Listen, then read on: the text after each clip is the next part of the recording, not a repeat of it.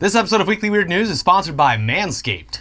If you've never been to Iceland, it's definitely a trip to put on your bucket list. This cold, tiny island nation is unique in many ways. The beautiful, rugged landscapes, the northern lights, the interesting cuisine, the Brennivin liquor that you'll hate and then love. The puffins. Those goofy puffins. But Iceland is also home to the world's largest penis museum, the Icelandic Phallological Museum in Reykjavik, which hosts over 300 penises from over 100 species of mammals, as well as several penises purportedly taken from mythological creatures like elves and trolls. It is a tremendous collection that answers the questions that zoos and natural history museums are too afraid to answer. Hey, that's a cool-looking animal, but what does its dick look like? They won't tell you. Hood. Yeah, let me take a look. The Icelandic Phallological Museum has been in operation since the late 90s and has even had a documentary made about its search for the first human specimen, but the museum and its founder were recently profiled in The Guardian in its Experience series, in which interesting people write about what makes them interesting. Experience has been running in The Guardian weekly for 17 years, and it's always got an eye-catching headline. Recent examples include, Experience, a helicopter crashed into the pub I was drinking in. Experience, I searched for my father for 16 years and discovered he was a murderer. Experience, I taught 2 dogs to fly a plane. And Experience, Gwyneth Paltrow's vagina candle erupted in my front room. So a lot of stories over the years have been ones that we've also covered on this show. And this week, when they published Experience, I opened the world's largest penis museum, we knew we had some serious content on our hands. Always good to have content. Now, even I'm wondering, world's largest penis museum or world's largest penis museum? I mean, probably both. I think in terms of number of specimens and also the size of the penises, because he's got a whale penis that's like quite long. Yeah. So yeah, here's Penis Museum founder Sigurður Hjartarson describing how it all started. One night in 1974, I was having a drink with my fellow teachers after school and playing bridge. The conversation turned to farming in Iceland. We were discussing how the industry finds a use for every part of the animal. Take lamb, for instance. The meat is eaten, the skin used for clothes, the intestines for sausages, and the bones turned into toys for kids. Someone asked if there was a use for the penis, which made me recall how, as a child, I had been given a dried bull's penis as a whip to drive the animals out to pasture every day. I was telling my fellow teachers about this and said that I would be interested in finding a whip like that again. Well, said one of my friends, you might be lucky. He was returning to his family's farm that weekend and offered to find me some pizzles, a very old word for penis. I agreed, and the next week my friend came back with 4 bull's penises in a plastic bag. I took them to a local tannery and had them preserved. I gave 3 away as Christmas presents and kept the 4th. That was the start of my collection. cool.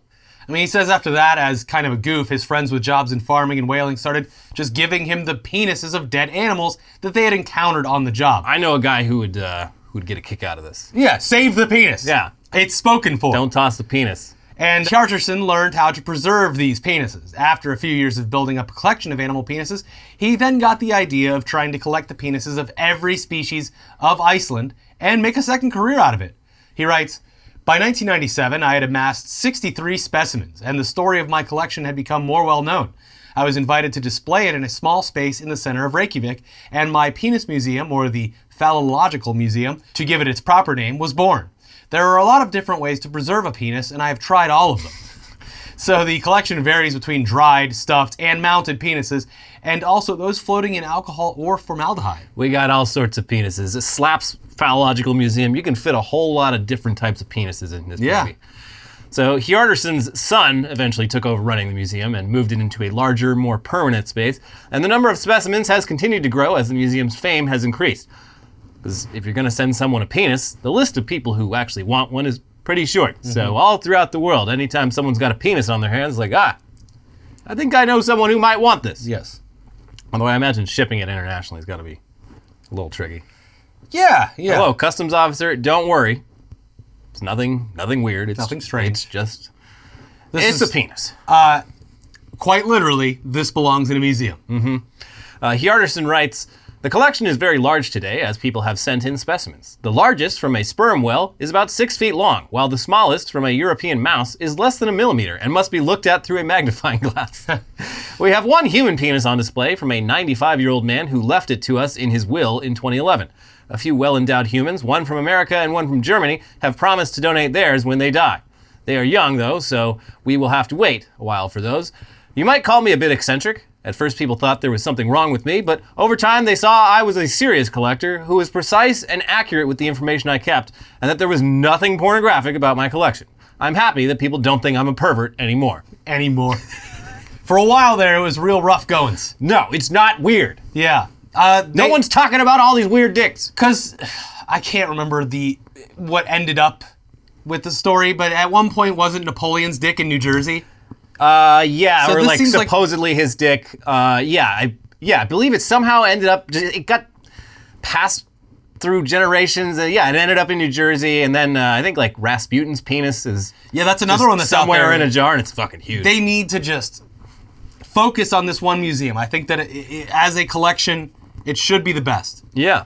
And this isn't even the weirdest museum in Iceland. They have that one that has the McDonald's Big Mac in it. Oh, right. Yeah, we talked about that years ago. Yeah, the McDonald's in Iceland has been closed for 20 years. They kept or it as something. an artifact. Yeah, it was like the final Big Mac at the Reykjavik McDonald's, and it's just been sitting under a glass dome And hasn't really changed. in a hostel for that entire time. They're like, here it is, the last Big Mac ever sold. I wonder if they sell the whale penis beer at this museum, because that would be like a really good integration. Yes. Yeah.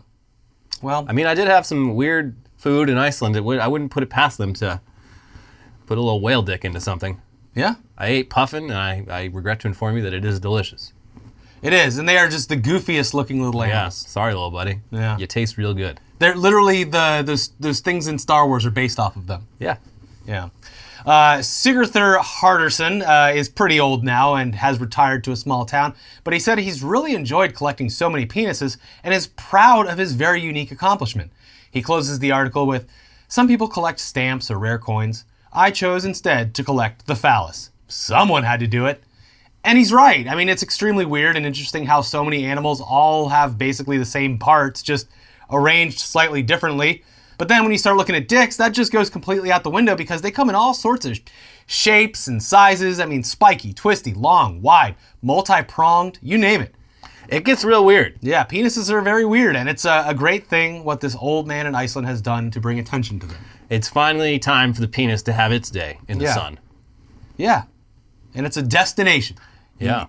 You know, it's one of the only places you could probably look at the widest selection of penises you could ever want. Yeah. All the museums outside of Iceland too scared, worried about alienating their guests. I would think maybe Amsterdam would be another Worried place. about getting accused of grooming by having a whale penis on display. Oh, this would never fly in Florida. No. The Penis Museum is grooming our kids into being zoophiles. We have taken the Penis Museum's special tax status away from it. That just happened. That'll be very interesting to see how that plays out. Disney essentially runs Their own government. They have a company town essentially. Yeah, Reedy Creek. Which is bad in a lot of ways. But Ron DeSantis has just sort of revoked that status and may not look at all the negative sides of how that's going to play out for him and the state of Florida. Because the Disney local actual governments are going to have to take over all of that Disney from was Disney. picking up a lot of the slack on its own. Now the they're burden not. will come on the Florida taxpayers, but in the long con, I think that might be his game because he wants everyone to be really angry at Disney. I guess. It's all so stupid. Yeah. Especially, and right out, Disney gives all these fucking Republicans so much money. And the second they're like, oh, actually, we don't hate gay people, they're like, groomer, we're taking away everything. Fuck you. As we said, it's going to be an interesting year because it is a election year. So things are certainly interesting already. Yeah. And bad. Very bad. In other news, though, we promise the show hasn't just turned into like reading Guardian articles to you, but they published some good stuff, and they also released another banger of an article this week that's also very relevant to our interests, yours and ours. An interview with Peter McIndoe, founder of Birds Aren't Real.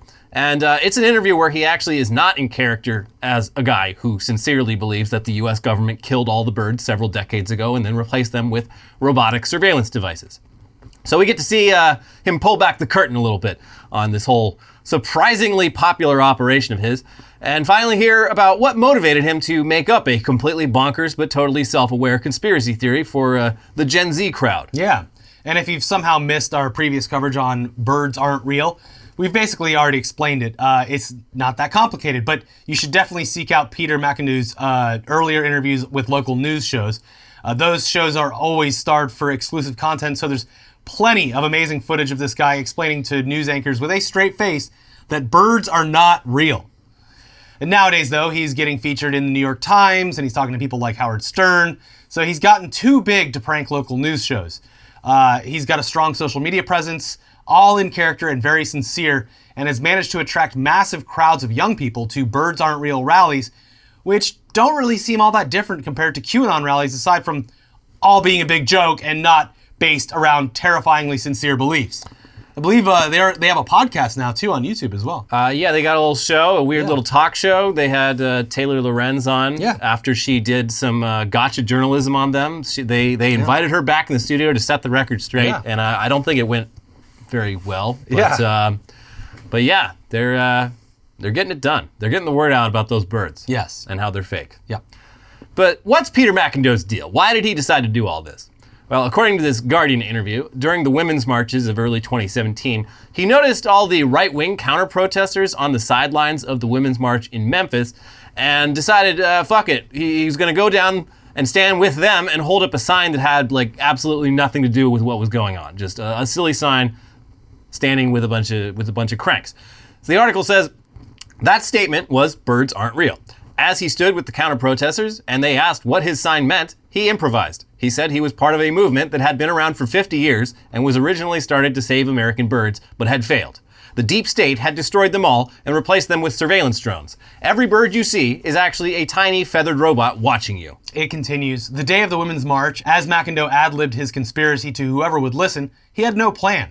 He was talking about robot birds one minute and Hillary Clinton, a trope used by conspiracists about Hillary Clinton the next.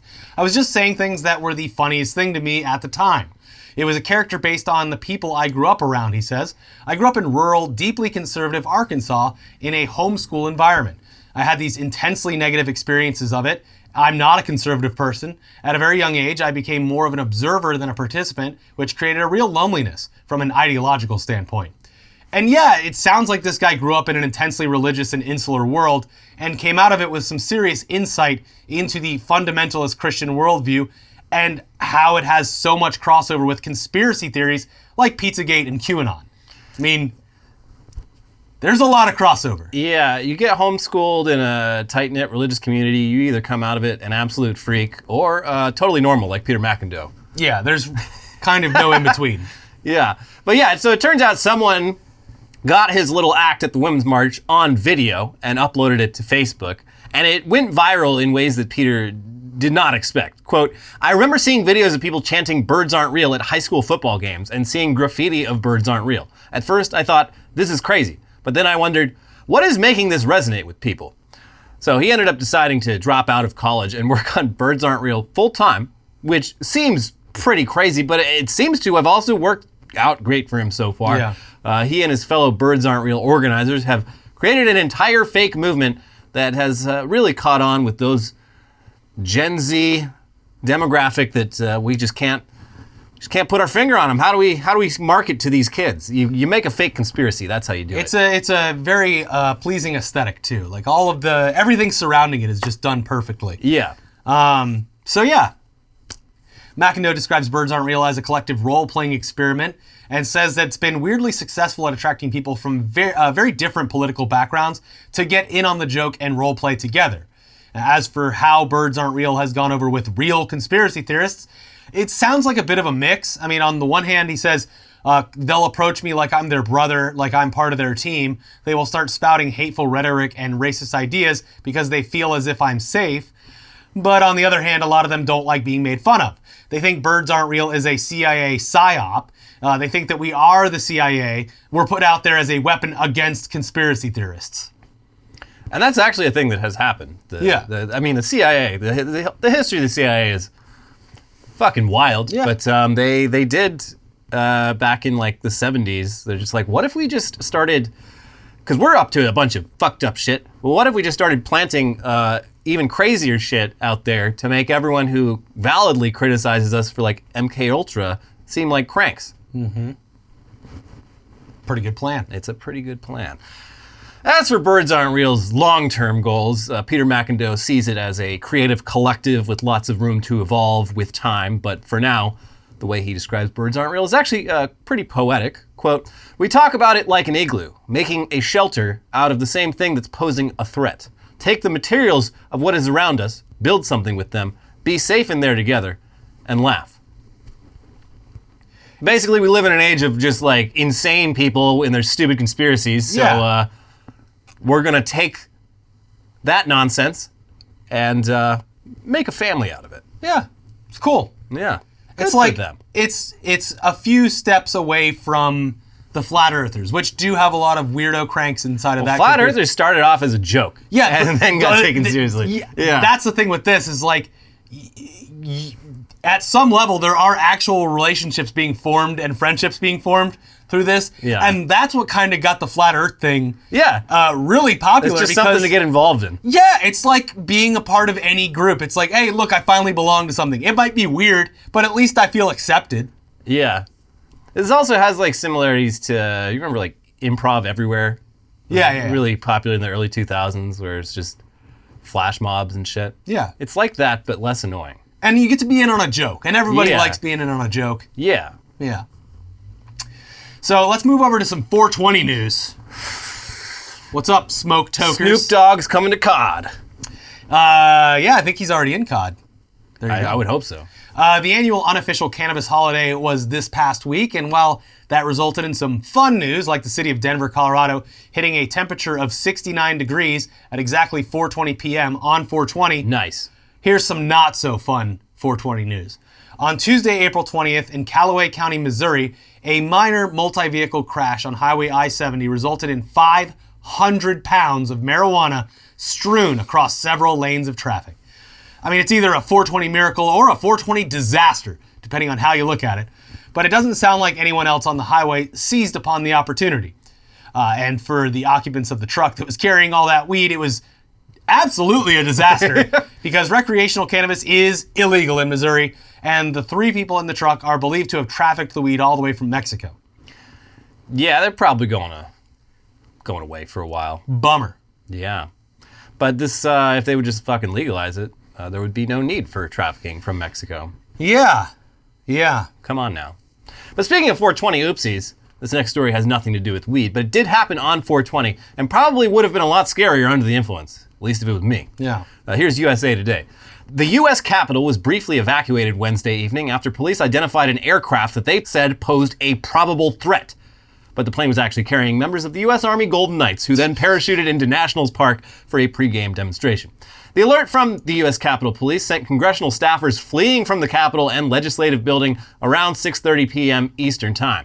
The incident suggested a stunning communications failure between the military and the Capitol Police. That's not the first time that's happened. All the more remarkable because of Washington's focus on improving security since the January 6, 2021 attack on the building by supporters of then-President Donald Trump. House Speaker Nancy Pelosi blamed the Federal Aviation Administration in a statement Wednesday night, saying its apparent failure to notify Capitol Police of the pre-planned flyover National Stadium is outrageous and inexcusable. The FAA did not respond to a request for comment. This literally happened here on opening night of the Dodgers. There was F-35s flying over, and on like the local subreddit, people were just like, "We're going to war."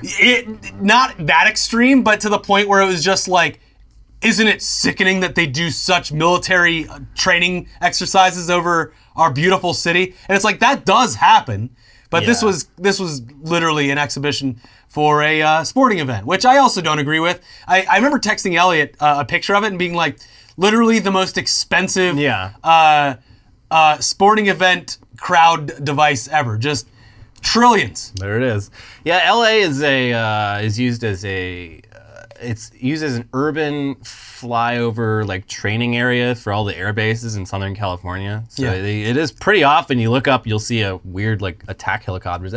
One time there was a whole fleet of ospreys flying over like Burbank. I was like, what the fuck is going on? Usually because the president or vice president is, and Kamala has a house here. So that was the one time where I was like legitimately like, is there a war happening? What the fuck? Because they're so loud, they fly so low, and they look like something out of a video game. Look, it is terrifying, but they're so fucking cool too. I mean, what a waste of taxpayer money, but those F-35s are fucking awesome. Yeah. Yeah. So, there you go. If you don't live in the U.S., you might not be aware of the degree to which weird military recruiting spectacles have become a very normal part of our professional sporting events. A good slice of our military budget seems to be set aside for jets and helicopters to fly over football and baseball games to get people just rock hard for the troops. And it's kind of surprising that it's taken this long for there to be a miscommunication that could have nearly led to the U.S. Capitol's anti-air defenses being deployed. But that's what almost happened here. The Washington National fans got to enjoy the sight of troops parachuting onto the field, while everyone at the Capitol building and everyone whose job it is to protect them briefly thought that Washington, D.C. was being invaded by paratroopers. Anyways, the FAA ended up taking responsibility for failing to properly notify Capitol Police, so big whoopsie. Our bad. Yeah. It won't happen again.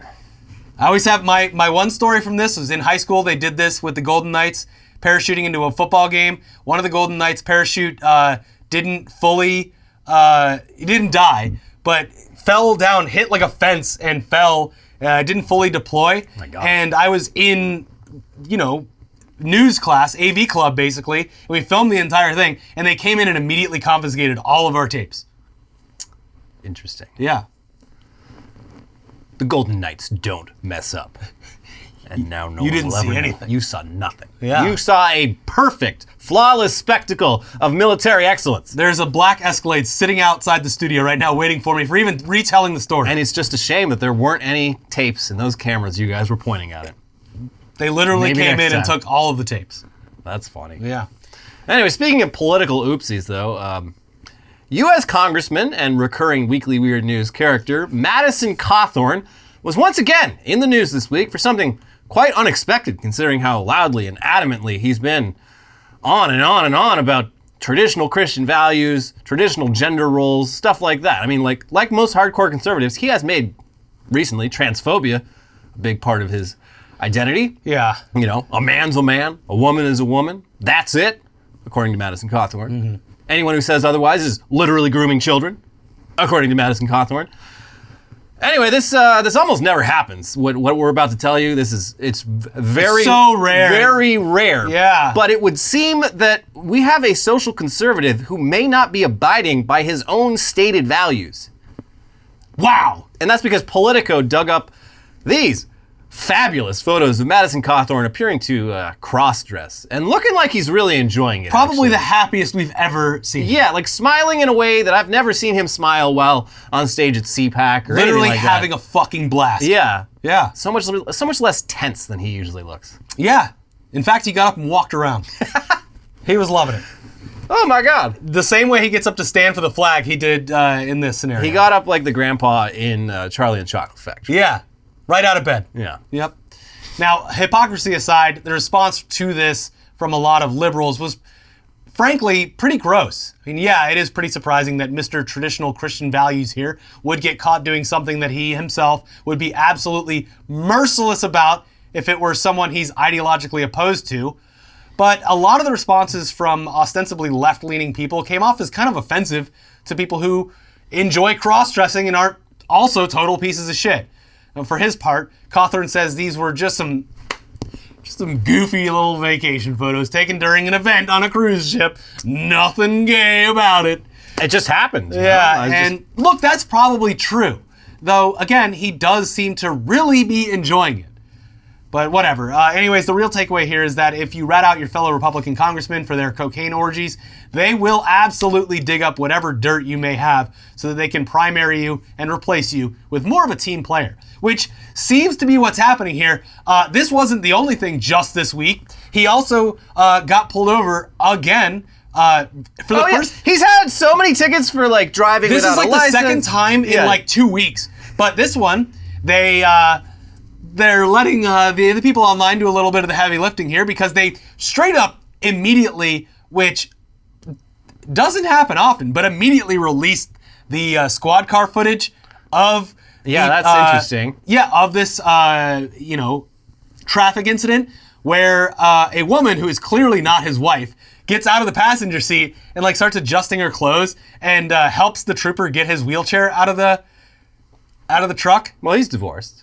Oh, okay. Well, that's fine. I didn't know he was fully officially divorced. No, Then good for him. He announced his divorce like 2 days after yelling at young people for not getting married enough or something. Okay. But yeah, that is weird. Yeah, you don't usually see dash cam footage, especially of people who seem to have some power. So they're hanging him out to dry. It really seems like that's what's happening. Which further confirms that the cocaine orgies are real. Yes. And thank you for your service, Mr. Whistleblower Madison Cawthorn. Yes.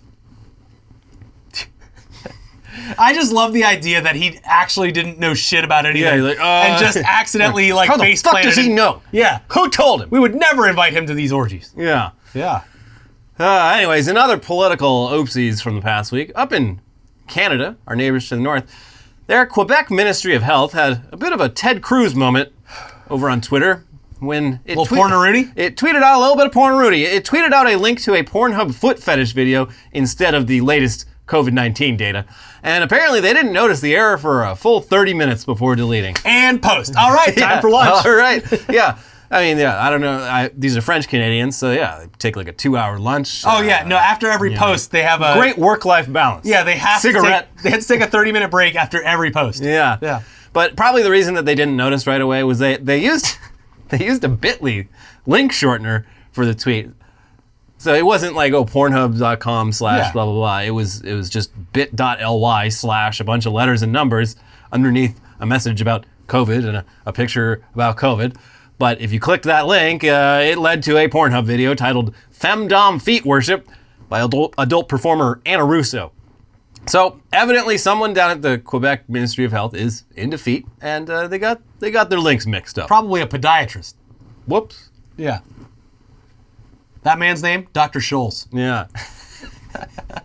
Anyways, in addition to 420, this past week also had Easter Sunday, the Christian holiday celebrating the resurrection of Christ, which also happens to feature bunnies and eggs and baskets for some reason.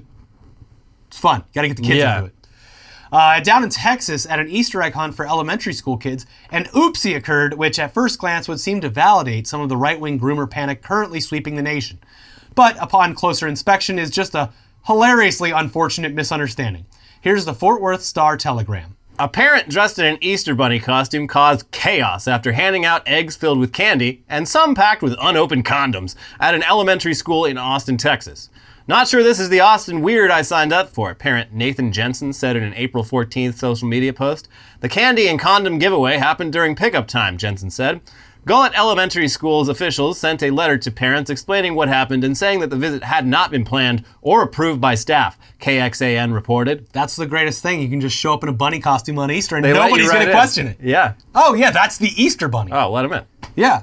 Look how elaborate and beautiful that costume is. Look at that big basket of eggs. I can't wait to find out what's gonna inside hide them. Yeah, this is exciting. We didn't plan this, but what a wonderful surprise. There could be anything in those eggs. Maybe even money. Much like the resurrection of Jesus. No one saw this coming. Yeah. Yeah. So, yeah, this sure sounds like a very clear-cut example of some pervert in an Easter bunny costume. Maybe it's a furry and it was misidentified. Yeah. Just, going about their day. And then now all of a sudden handing out condoms to young children to groom them into some sort of sexual activity. But the truth is, thankfully, much funnier than that. Thankfully. From the article, the parent is a pharmacist who is taking part in a safe sex clinic while dressed in a bunny suit, Jensen said in a tweet. Afterward, they went to pick up their second-grade student from school and decided to hand out candy in costume. The parent, quote, got mobbed by kids and called her husband to bring more candy-filled eggs, the tweet said. Her husband brought the wrong eggs and chaos ensued. So, very funny. A person trying to just bring some joy to the world. They already had the suit. These are the candy eggs, right? Not the condom eggs from the other. Like literally 2 baskets sitting in the trunk. One's like candy, one's condoms. Oh, jeez. The bows got switched. Oh, gosh. Who could imagine such a mess up? So yeah, let this be a lesson to always make sure not to mix up the Easter eggs that are meant for children with the Easter eggs that were meant for the safe sex seminar that you just attended. Yeah. Yeah. Should be easy. Yeah. Still, probably better that these kids find out what a condom is this way rather than the normal way, which is finding a used one in the woods. Wow, gum. Yeah. Look at this. I wonder if this balloon will blow up a second time. Look, Mommy, I made a balloon animal. Anyways, finally, here's a story that we hope does not end in another oopsie, but we'll all find out real soon. On Sunday, which might be the day that you're watching this, Yeah. two daredevil cousins are going to attempt a live broadcasted stunt that has never been tried before. And the reason it's never been tried before is it sounds completely fucking insane. Yeah. But they're doing it. Here's ABC News. All eyes will be up to the skies above California on Sunday as two cousins dare to accomplish a never-before-seen air stunt. Luke Akins and Andy Farrington, longtime pilots, skydivers, and members of the Red Bull Air Force aviation crew, will attempt the first plane swap, where they will fly their planes close together, put them into a nosedive, and then skydive into each other's aircraft before making a safe landing. The pair will take off in their own Cessna 182 single-seat aircrafts and fly to an elevation of 14,000 feet. They will then pitch their planes into a synchronized nosedive, stop the engines, and use a custom air brake that will hold the planes in a controlled descent as they exit their own aircraft. Akins and Farrington will free-fly skydive towards each other's planes, catch up to the aircrafts, and enter the cockpits, disengage the air brake systems, restart the engines, and take control of the planes. Sounds dangerous. Yeah, but at least this one people know about, unlike that YouTuber who was just like, I'm gonna crash the plane. Yeah. Yeah, if they fuck this one up, it'd be like, well, that's why. They tried their best. I would assume they're doing it over the desert or some place where you can't start a potential fire. Doing it right over downtown Los Angeles. Yeah, or like the Angeles National Forest. Yeah. I also hope. I hope nothing goes wrong, but yes. Look, if you're not doing it over a city filled with people, it's kind of like doing the trapeze over a net. It's barely a stunt. The only two lives at risk are his and mine. Yeah. We need to endanger the lives of thousands of people. Who wants to go watch a tightrope walker over a net when you can watch a tightrope walker go between the Twin Towers? Yeah. Yeah, that shit was wild. I can't even watch. And a great movie. I can't even watch that. I watched that movie once. I had sweaty palms the entire time. Just watching a fucking documentary. Very good, though. Man on wire. Yeah. So, yeah, that's going to be the plane swap. Is going to be airing on Hulu on Sunday night at 7 p.m. Eastern Time. Hopefully, right after Wife Swap. Yeah, hopefully we don't witness two men die horrific deaths live on. I'm sure they have a tape delay. The TV, but yeah. Both men made it safely back to their home planet. Yeah, we lost the footage, but they made it. We're assuming that everything went okay. The government came into our AV club and took all the tapes, but trust us, they landed just fine. The government is a man in a silver suit with a Red Bull logo. Yeah. Here, have some free Red Bull.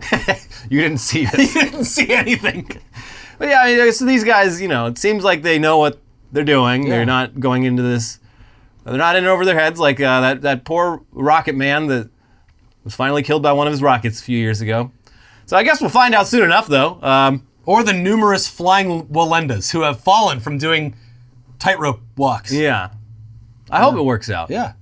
But moving on now, we do have the headlines half of the show coming right up. But first, this episode is sponsored by Manscaped. Fellas, have you started your spring cleaning yet? The carpets need cleaning, the drapes need dusting, and your lawn needs mowing. Spring has sprung, and the global leaders in below-the-waist grooming have the best tools for cleaning aisle 5 in your pants. Time to clear out your winter bush and join the other 4 million men worldwide who trust Manscaped by going to manscaped.com for 20% off plus free shipping with the code WEIRDNEWS. The Performance Package 4.0 is the only tool that you need to keep your boys looking and smelling like fresh tulips, the tulips that your partner wants.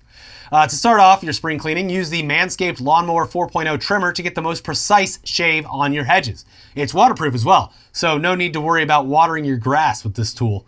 Equipped with an LED light so you know it'll be a major asset to the new shower routine, clear your holes and smell the spring air with the Weed Whacker in addition to that.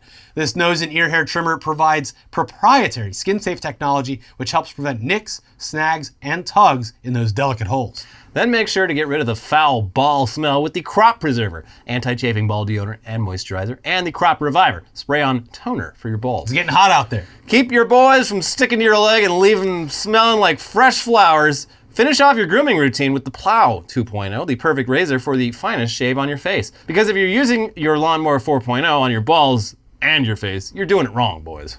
The start of spring also marks the start of Testicular Cancer Awareness Month in April. Manscaped has partnered with the Testicular Cancer Society to bring awareness to testicular cancer, men's health, and early cancer detection.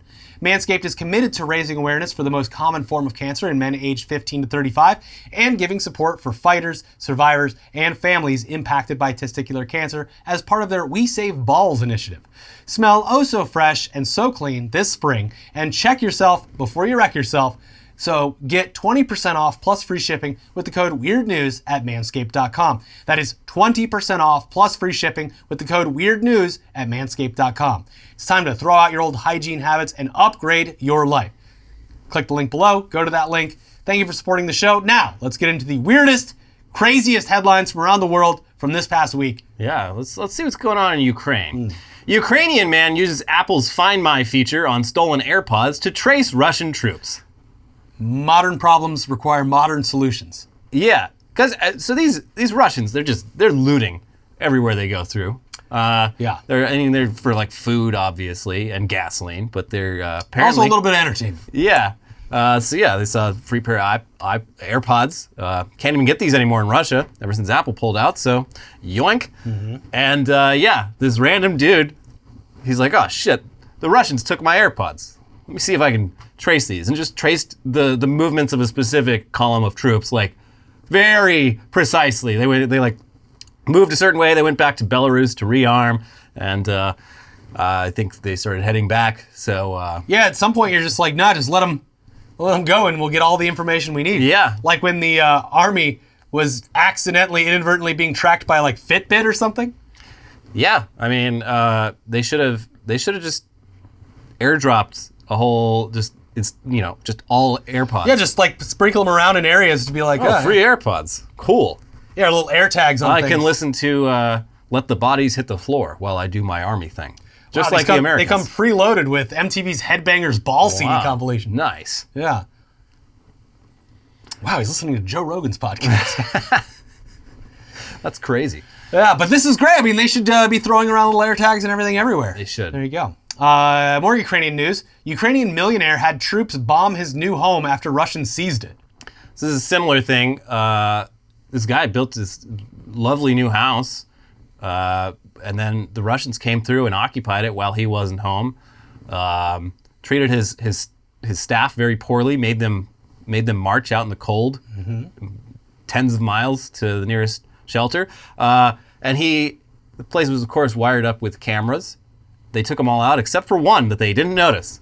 And once this guy was abundantly sure that everyone using this house was a Russian troop and that they clearly were using it as kind of a little retreat, a little home base, he was just like, all right, yeah, I mean, they're here. Do with that information what you will. And yeah, bomb the shit out of it. Wow. So he lost the house, but he got to kill a lot of Russians in the process. So there you go. You know, that's its own reward. Police come 40 minutes after public masturbator does. Da-da-da. But really, why are they taking 40 minutes?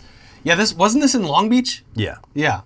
You would think the response time would be a little bit better. No. I don't know about Long Beach, but I know all the LA cops, they love being like, whoa, we'd come quicker, but you defunded us. And it's like, no, we didn't. Yeah, they'll like... no, we fucking didn't. Finish their lunch, take some time, extra time, no matter what. Yeah, SoCal cops are just the laziest motherfuckers on the face of the earth. And this was like in front of like a hair salon. Yeah, there's a dude just public staring shopping directly center. in, yeah. Yeah, it's... disgusting. It's fucking wild. Yeah. But the man is still apparently at large. And with response times like this, he may never be caught. Yeah, unless he's into some tantric shit. Yeah. Yeah. That's his mistake. Yeah. Hard truth. Canadian penis is 12th biggest in world. U.S. comes up short at 59th. What? Study finds. What? It's a hard truth. Wow. Every couple of years, one of these studies is released, and it's all self-reported data. So yeah, it's of course. Completely fucking meaningless. You know, where are they measuring from? The butthole, right? Yeah. As you do. Yeah. Yeah.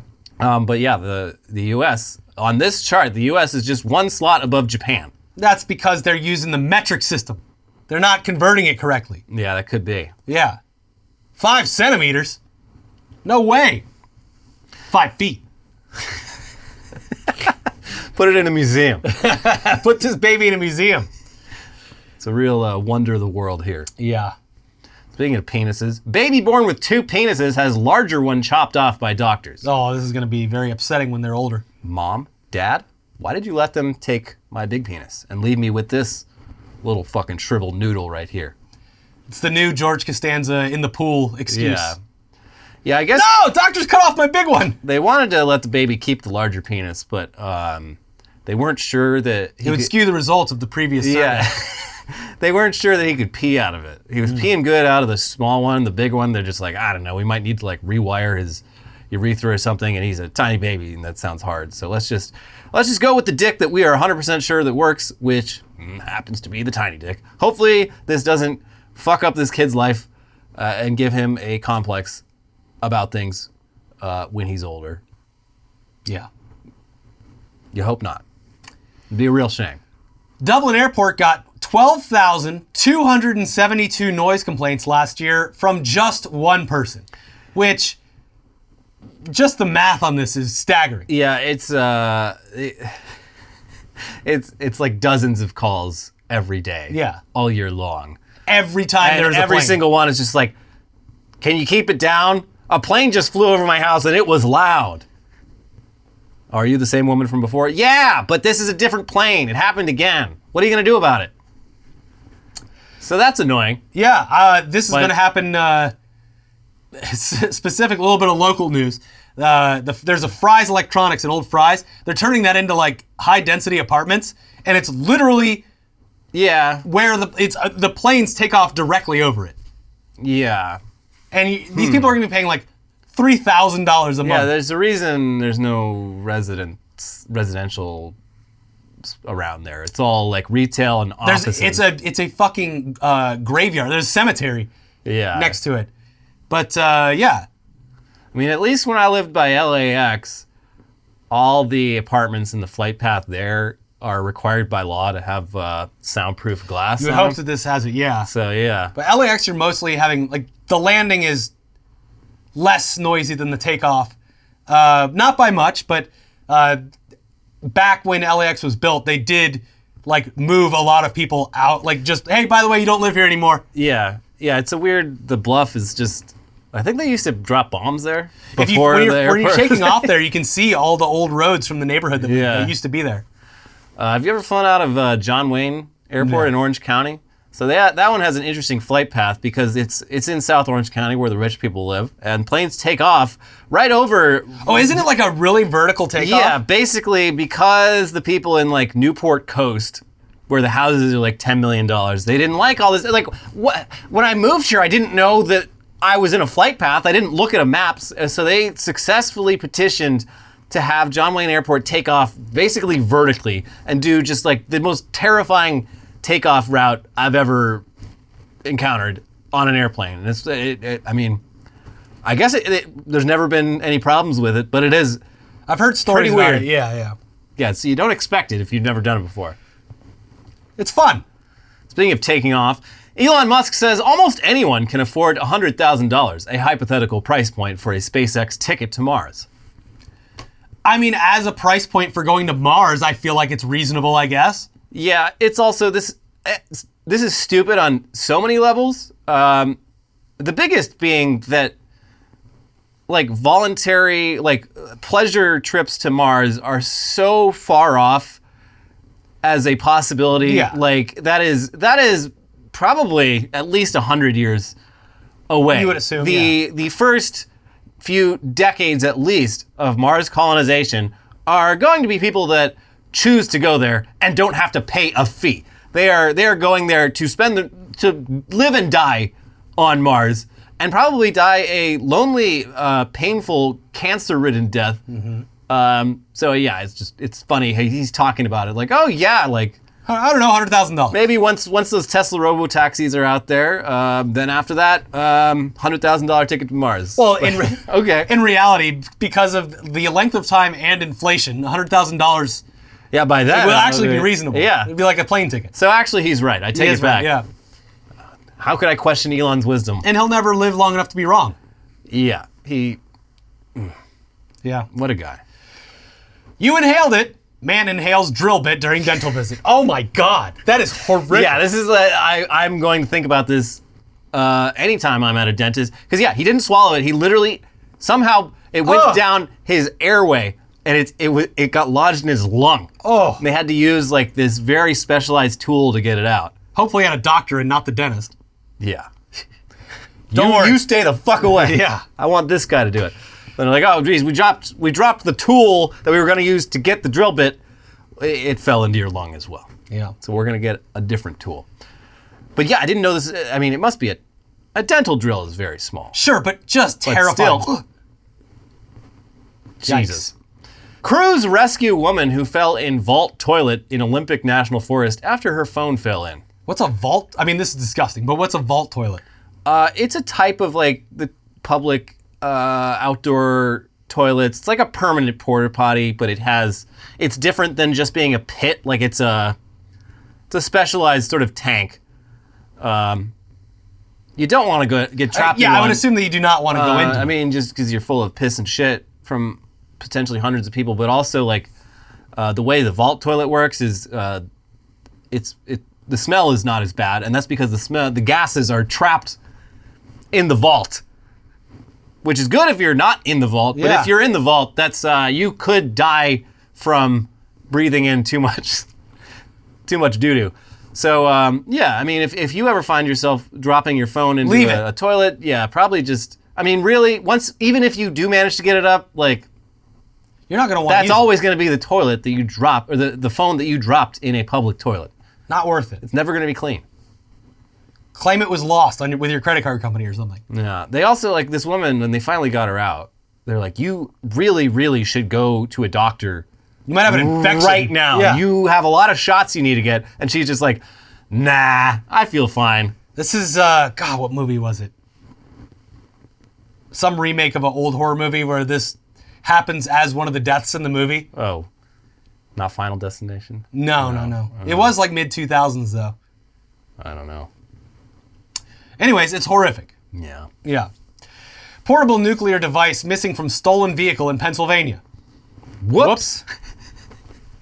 Butterfingers. So nuclear device sounds sinister. It's a construction device used to like measure the density of the ground or something, but it does have nuclear material in it. Mm-hmm. And they're worried that it ended up in a stolen vehicle, but then that vehicle got in a crash, and they believe that it may have been damaged, which would possibly leak radiation. Yeah, that's probably bad. There's this whole story out of like one of the worst nuclear accidents ever happened in Brazil a couple decades ago, because these people in like a really poor part of Brazil went down, like their main thing was just going down to the local junkyard and finding scrap to sell, and they found this this device. They didn't know what it was, but it was a medical like radiology device that was improperly dumped.